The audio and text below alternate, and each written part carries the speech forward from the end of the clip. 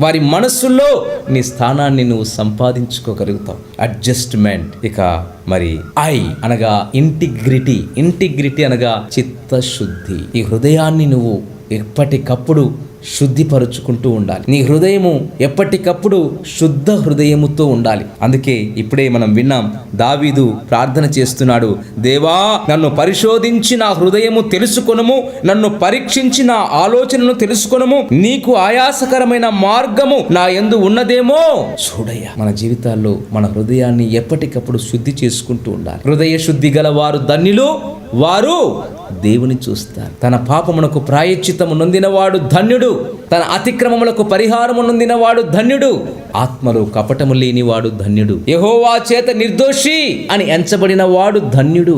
చిత్తశుద్ధి. ఎప్పటికప్పుడు మనం చేసే ప్రతి పని చిత్తశుద్ధితో చేయాలి. ఎవరిని కలిసినా ఇదిగో నీ జీవితంలో నీ హృదయాన్ని లోపల ఒకటి పెట్టుకొని మనసులో ఒకటి ఉండి పైకి ఇంకొకటి మాట్లాడే వ్యక్తిగా ఉండకూడదు. అటువంటి వారిని ఎవ్వరూ ఇష్టపడరు. చాలా మంది మనసులో ఒకటి ఉంటుంది, మాట్లాడేది ఇంకోటి ఉంటుంది, చెప్పేది ఒకటి ఉంటుంది, చేసేది ఇంకోటి ఉంటుంది. జాగ్రత్త. ఈ విషయంలో దేవుడు కూడా ఇష్టపడడు. అలాంటి వారిని వేషధారి, నటించేవాడు. నటన, యాక్టింగ్ అంటే అబద్ధం, ఏది కూడా అది నిజం కాదు.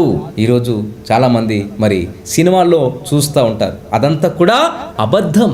వాళ్ళు చేసి చూపిస్తున్నదంతా కూడా నిజం కాదు. వాళ్ళు నటులు, వేషధారులు అనగా మరి నటించి చూపిస్తా ఉన్నారు, అంతేకాని మరి అది నిజం కాదు. మరి ఈరోజు నీ జీవితంలో కూడా నటన కలిగి ఉన్నావా? వేషధారిగా ఉన్నావా? మనసులో ఒకటి, పైకి ఇంకోటి నీవు మాట్లాడుతున్నావా?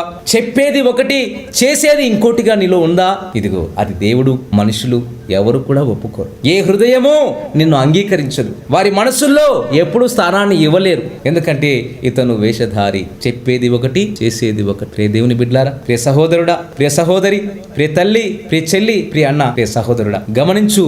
నీ జీవితంలో ఇంటిగ్రిటీ, చిత్తశుద్ధి లేకపోతే, యథార్థత లేకపోతే నీ జీవితంలో ఎప్పుడు కూడా ఎవరి మనసులో స్థానమైతే సంపాదించుకోలేవు. కానీ వేషధారి, ఇతను నటించేవాడు అని అంటారే కానీ ఎప్పుడు కూడా ఇతను యథార్థవంతుడు అని మాత్రం అనరు. వారి మనసులో ఎప్పుడు కూడా మనము స్థానము సంపాదించుకోలేము. చిత్తశుద్ధి కలిగి ఉండాలి. ఎప్పటికప్పుడు మన హృదయంలో యథార్థమైన హృదయం కలిగి ఉండాలి. ఉన్నది ఉన్నట్టుగా నీ జీవితం ఏంటో వాళ్ళకొక అద్దంలా ఉండాలి, తెరిచిన పుస్తకంలా ఉండాలి. నిజంగా ఇతను దేవుని ఆరాధికుడు, ఇతను దేవుని ప్రార్థించేవాడు, ఇతను ఏది మాట్లాడినా ఇది నిజమే, అబద్ధం కాదు అని నిన్ను విశ్వసించేటువంటి వారుగా ఉండాలి. నీ జీవితంలో వారి యొక్క మనస్సులో నీ స్థానాన్ని సంపాదించుకోవాలి అంటే నిజంగా నీ జీవితంలో ఇంటిగ్రిటీ, చిత్తశుద్ధి కలిగిన జీవితము నీలో ఉండాలి. అంతేకాదు చివరిగా ఆర్ అనగా రెస్పెక్ట్, గౌరవించటం. ఒకరినొకడు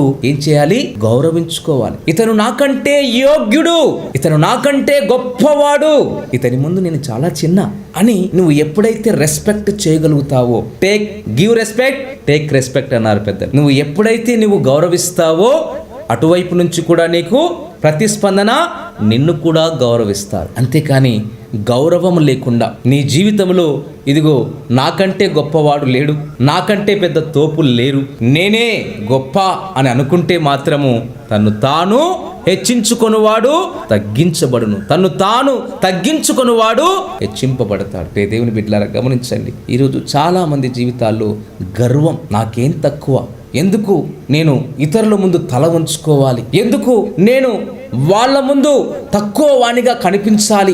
గర్వం గర్వం గర్వం. చాలా జీవితాలు ఈ గర్వంతోనే నాశనం అవుతున్నాయి. ఆనాడు లూసిఫర్ పతనం కావడానికి గల కారణం ఏంటి? గర్వమే. దేవుని కంటే కొంచెమే కదా నేను తక్కువ. గర్వం గర్వం. అందుకే ఆనాడు ఎంతో ఉన్నతమైన స్థానంలో ఉన్నటువంటి లూసిఫర్ సాతానుగా మారిపోవడం జరిగింది, పతనం కావడానికి దారి తీసింది. బైబిల్ కూడా, పరిశుద్ధ గ్రంథం కూడా అదే సెలవిస్తా ఉంది. నాశనానికి ముందు గర్వం నడుస్తుంది. పడిపోవుటకు ముందు అహంకారమైన మనస్సు నడుస్తుంది. జాగ్రత్త. దేవుడు దాన్ని ఒప్పుకోడు. దేవుడు దాన్ని ఒప్పుకోడు. ఆనాడు లూసిఫర్ని పతనం చేసినటువంటి, లూసిఫర్నే పడగొట్టినటువంటి, లూసిఫర్నే పాతాళానికి మరి తొక్కేసినటువంటి దేవుడు. మరి నీ జీవితంలో గర్వం ఉంటే నువ్వు ఎలా పైకి వస్తావు? నీ జీవితంలో మరి డబ్బు ఉండొచ్చు, నీకు అందం ఉండొచ్చు, నీకు ఆస్తి అంతస్తు ఉండొచ్చు. వీటిని బట్టి నువ్వు గర్విస్తున్నావా? జాగ్రత్త, పతనమైపోతావు. జాగ్రత్త.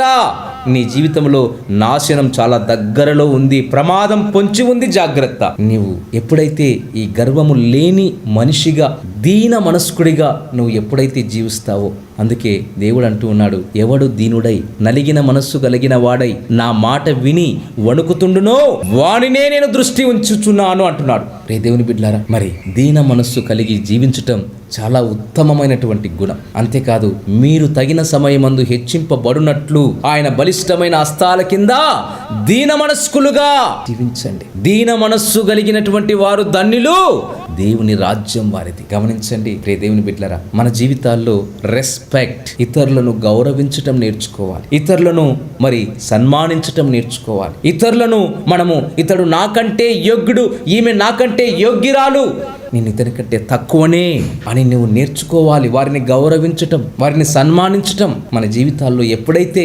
రెస్పెక్ట్ ఇవ్వటం నేర్చుకుంటావో, నీ జీవితంలో తను తాను తగ్గించుకుని వాడు హెచ్చించబడతాడు. దేవుని బిడ్డలారా, మరి ఒకరి మనసులో నీవు స్థానము సంపాదించుకోవాలి అంటే 5 విషయాలు మనం చూసాం. CHAIR. C, నీ క్యారెక్టర్ని నువ్వు కాపాడుకోవాలి. H, హ్యుమానిటీ, నిన్ను వలె నీ పొరుగువాన్ని ప్రేమించాలి. HA, మరి హ్యూమిలిటీ, ఒదిగి జీవించటం, ఎంత ఎదిగినా ఒదిగి జీవించటం.